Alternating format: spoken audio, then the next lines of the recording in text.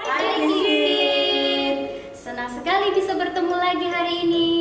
Pasti kabarnya luar biasa. Namun sebelumnya adik-adik, kita mau berdoa dulu. Mari kita berdoa.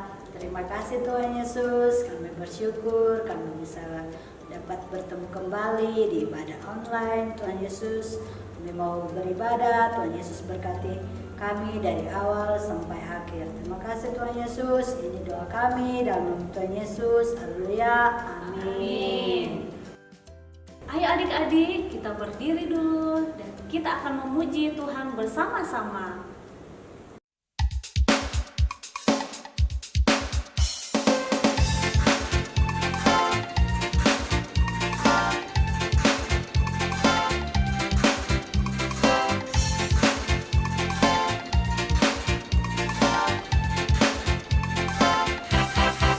Dari terbit matahari sampai pada masuknya, biarlah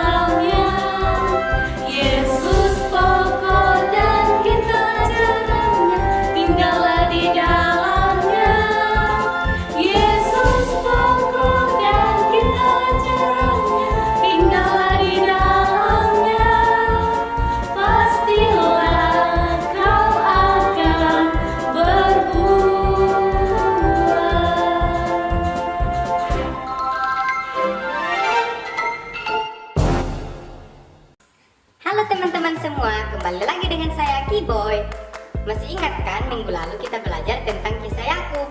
Dan saat ini kita akan mempelajari tentang kisah anak-anak Yakub, yaitu Yusuf dan saudara-saudaranya. Nah, kisah ini menceritakan tentang saudara-saudara Yusuf yang iri hati kepada Yusuf. Nah, apa sih iri hati itu? Iri hati adalah saat kita tidak suka melihat teman kita yang mengalami kesuksesan, yang mendapat berkat Tuhan, tapi itu dilarang loh oleh firman Tuhan. Jadi, untuk lebih detailnya lagi, yuk sama-sama kita lihat cerita Yusuf dan saudara-saudaranya. Adapun Yakub, ia diam di tanah Kanaan. Keturunan Yakub, Yusuf tatkala berumur 17 tahun, jadi masih muda, biasa menggembalakan kambing domba bersama-sama dengan saudara-saudaranya, bahwa ayahnya lebih mengasihi Yusuf dari semua saudaranya, sebab Yusuf itulah anaknya yang lahir pada masa tuanya. Dan ia menyuruh membuat jubah yang maha indah bagi dia. Maka iri hatilah saudara-saudaranya kepadanya, dan tidak mau menyapanya dengan ramah. Pada suatu kali bermimpilah Yusuf. Diceritakannya kepada saudara-saudaranya. Dengarkan mimpi yang kumimpikan ini. Tampak kita sedang di ladang mengikat berkas-berkas gandum. Lalu bangkitlah berkasku dan tegak berdiri. Kemudian datanglah berkas-berkas kamu sekalian, mengelilingi dan sujud menyembah kepada berkasku itu. Aku bermimpi pula. Tampak matahari, bulan, dan 11 bintang sujud menyembah kepadaku. Setelah hal ini diceritakannya kepada ayah dan saudara-saudaranya, maka ia ditegur oleh ayahnya. Mimpi apa mimpimu itu? Masakan aku dan ibumu serta saudara-saudaramu sujud menyembah kepadamu sampai ke tanah. Pada suatu kali, pergilah saudara-saudaranya menggembalakan kambing domba ayahnya dekat Sikem. Maka Yusuf menyusul saudara-saudaranya itu, dan didapatinyalah mereka di Dotan. Dari jauh ia telah kelihatan kepada mereka.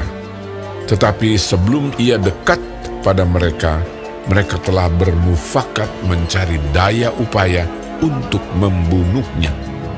Ketika Ruben mendengar hal ini, sebab itu katanya, Janganlah kita bunuh dia. ia ingin melepaskan Yusuf dari tangan mereka.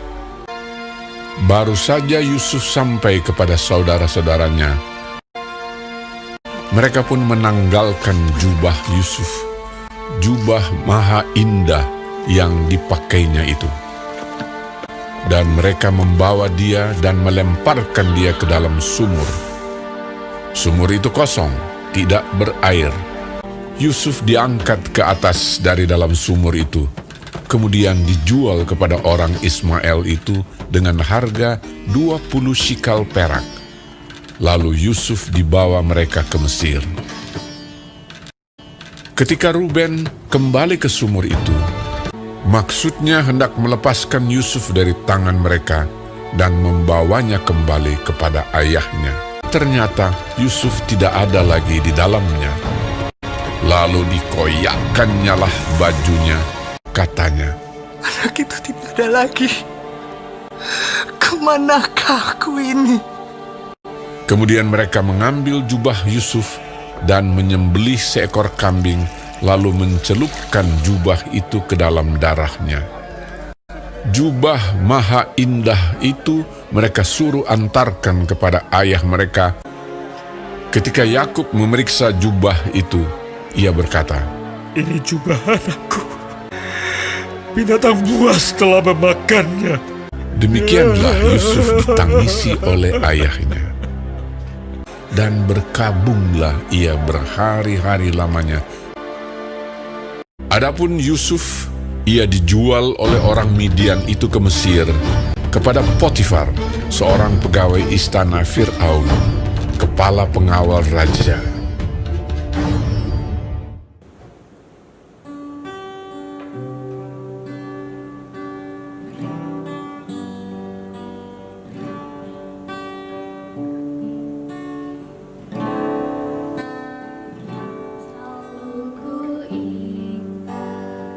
Segala kebaikanmu di waktu lalu hingga kini, betapa sayang Tuhan kepadaku, tak pernah Dia tinggalkanku.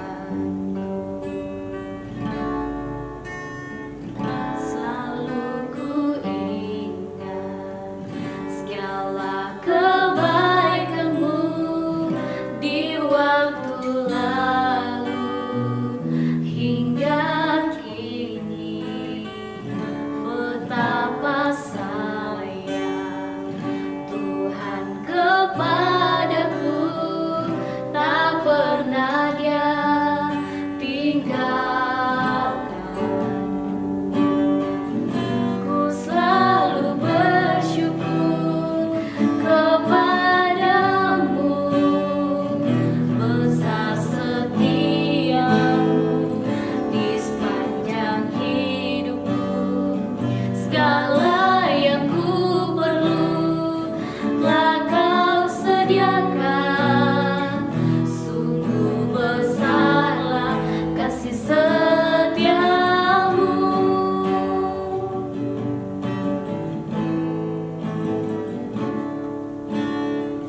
Selalu ku ingat segala kebaikanmu di waktu lalu hingga kini, betapa sayang Tuhan kepadaku, tak pernah Dia tinggalkan.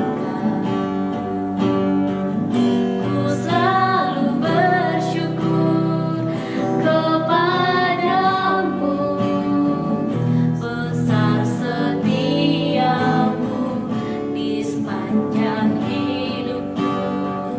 Segala yang ku perlu telah Kau sediakan. Sungguh besarlah kasih setiamu. Ku selalu bersyukur kepadamu, besar setiamu di sepanjang hidupku.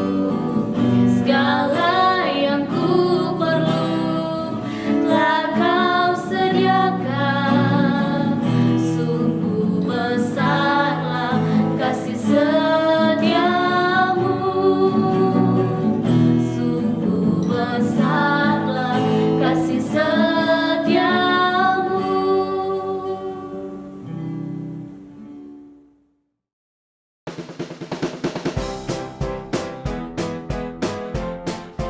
Mazmur 37 ayat 23 bunyinya, Tuhan menetapkan langkah-langkah orang yang hidupnya berkenan kepadanya. Terima kasih, Tuhan Yesus memberkati.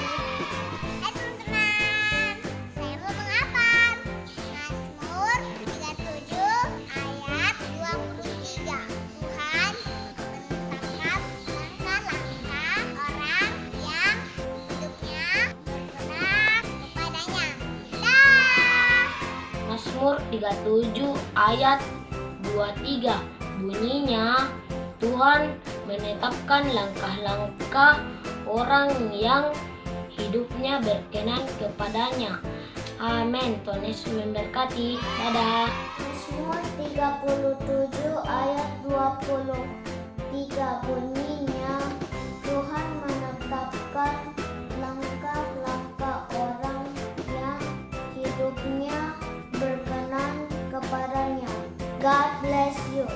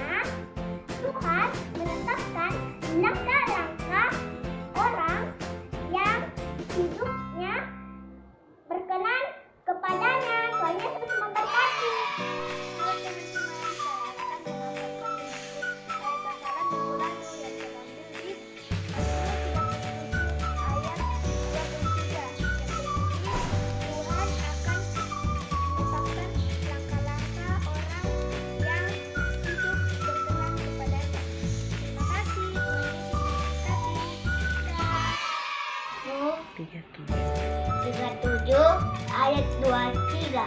Bunyinya, Tuhan menetapkan langkah-langkah orang yang hidupnya berkenan kepadanya. Amin. Tuhan mengenalkan melepaskan langkah-langkah orang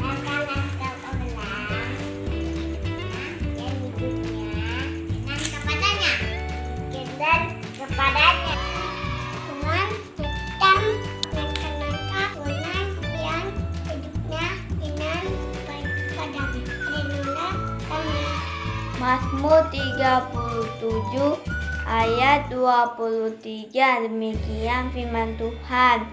Tuhan menetapkan langkah-langkah orang yang hidupnya berkenan kepadanya.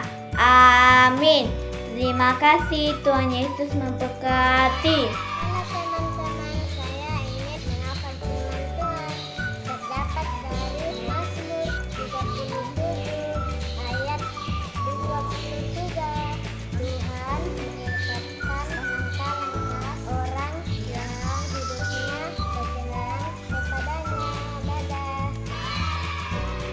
Halo teman-teman, saya akan menghafal juga minggu lalu yang Mazmur 37 ayat 23.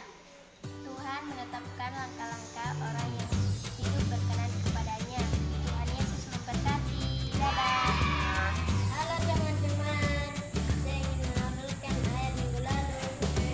Mazmur 37 ayat 23. Bunyinya, Tuhan menetapkan langkah-langkah orang yang hidupnya berkenan kepadanya. Yesus memberkati. Dadah. Teman, saya mau menghafal ayat minggu lalu. Mazmur 37. ayat 23. Tuhan menetapkan langkah-langkah orang yang Yang hidupnya hidupnya berkenan berkenan. kepadanya. Amin. Hai Kiboy, kamu mau kemana? Mau jalan-jalan nih kak. Kiboy nggak suka di rumah soalnya. Loh, memangnya kamu kenapa Kiboy? Di rumah, Kiboy terus yang disuruh bantu mama membersihkan rumah, cuci piring, beres-beres. Sedangkan Kiki nggak pernah disuruh. Mama bilang, Kiki jangan diganggu karena dia mau ujian. Oh begitu. Kiboy barusan nonton tidak cerita Yusuf waktu dia dijual ke Mesir? Iya kak, kasihan sekali ya Yusuf dijual ke Mesir. Itu karena kakak-kakaknya iri sama dia. Nah, dari cerita tadi yang kita lihat, kita belajar untuk tidak iri hati kepada orang lain. Kan Kiki hanya beberapa hari saja ikut ujian. Setelah itu dia bisa bantu-bantu mama. Nah, kalau Kiboy ujian, pasti tidak mau diganggu. Iya kak. Ada satu firman Tuhan di dalam Alkitab terdapat di dalam Amsal 14 ayat 30. Hati yang tenang menyegarkan tubuh, tetapi iri hati membusukkan tulang. Nah, kalau begitu Kiboy harus pulang ke rumah dan meminta maaf ke mama ya. Oke kak, terima kasih nasihatnya. Kiboy pulang dulu ya. Dadah. Dadah Kiboy. Nah, adik-adik di rumah tidak boleh iri hati. Kita harus saling menyayangi dan harus saling menghargai satu dengan yang lain. Adik-adik, jangan lupa ya ayat hafalannya untuk minggu ini. Dihafalkan dan kirim ke nomor ini. Paling lambat hari Kamis. Nah, adik-adik, sekarang kita sudah selesai. Kita mau berdoa, tutup mata dan lipat tangannya. Mari kita berdoa. Tuhan Yesus, terima kasih untuk kebaikan-Mu dalam kehidupan kami. Saat ini Tuhan, kami sudah beribadah online Tuhan. Kami percaya Engkau yang memberkati kami. Terima kasih Tuhan, ajar kami Tuhan, anak-anak-Mu untuk menjadi anak-anak yang tidak iri hati. Kami saling menghargai, saling menyayangi satu dengan yang lain. Terima kasih Tuhan, kami mengucap syukur. Di dalam nama Tuhan Yesus, haleluya, amin. Sampai jumpa minggu depan. Jangan lupa tetap jaga kesehatan.